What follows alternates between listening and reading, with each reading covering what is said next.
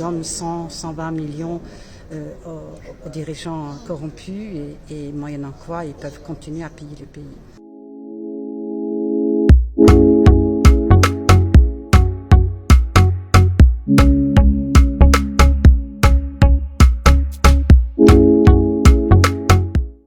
C'est donc une enquête qui avait commencé d'une façon assez modeste à partir d'un dossier de la COB à l'époque concernant une société de textile Biedermann et où j'ai découvert assez rapidement qu'il y avait des mouvements de fonds pas normaux.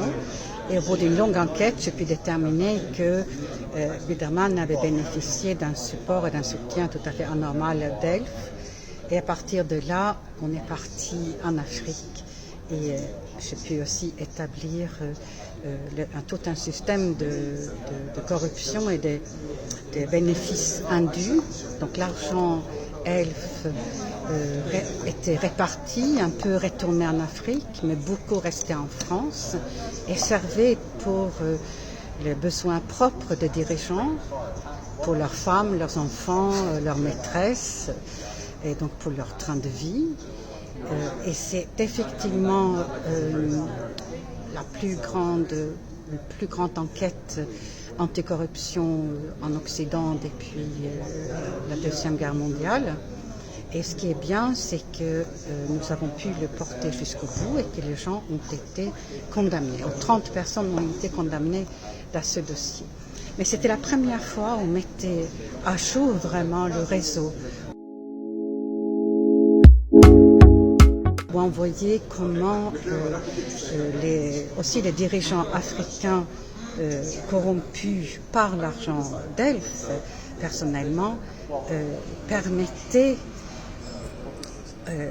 à la France de s'enrichir au détriment des pays africains. Donc ça, c'était très intéressant.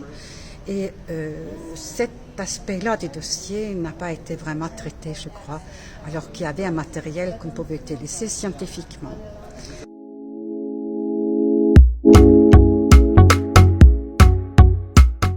La Zambie, comme tous les pays miniers qui vivent de l'extraction des matières premières, ne reçoit pas sa juste part de cette rente naturelle qui est vraiment captée par les multinationales qui utilisent tous les tricks in the book et notamment ils utilisent le prix de transfert au détriment des pays, que ce soit Mali ou la Zambie.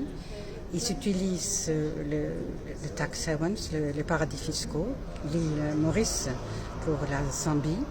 Et le bénéfice est réalisé non pas dans le pays où ils pourraient être taxés et participer au développement du pays. Vous voyez, en fait, les chiffres que nous avions à l'époque étaient que la Zambie ne tirait que 50 millions à l'époque de dollars de cette industrie, alors que la valeur de l'exportation était de l'ordre de 3 milliards. Donc c'était vraiment une petite partie. En plus, ils subventionnaient l'électricité nécessaire à l'industrie minière, sans compter l'usage des routes et tout ça. Et donc c'est tout à fait révoltant.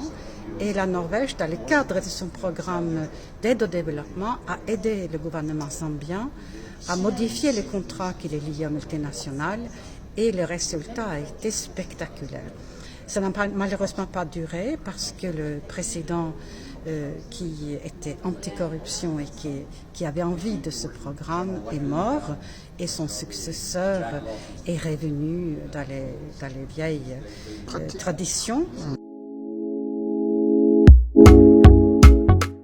C'est très souvent parce qu'en fait, ils sont payés, eux, titre personnel, avec des fonds sur des comptes pour la Zambie à Londres. Et donc, c'est très peu cher pour les multinationales. Ils donnent 100-120 millions aux dirigeants corrompus et moyennant quoi, ils peuvent continuer à piller le pays. C'est la raison pour laquelle aujourd'hui, il faut créer un registre global des biens mondial qui permettrait de suivre qui est propriétaire de quoi partout. Et ça, c'est pour les pays en développement comme c'est pour les pays développés. Ça serait un progrès énorme dans la lutte contre la corruption et aussi pour toutes sortes de criminalité.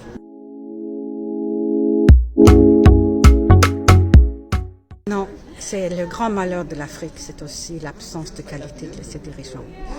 Et donc ça, c'est à la société civile d'intervenir. C'est aussi de travailler sur la démocratie, de faire de sorte que les dirigeants soient plus transparents, plus comptables envers la population et que cette malédiction s'arrête.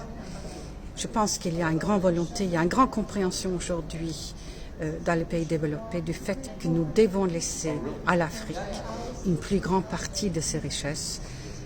Nous sommes terriblement responsables pour la situation malienne.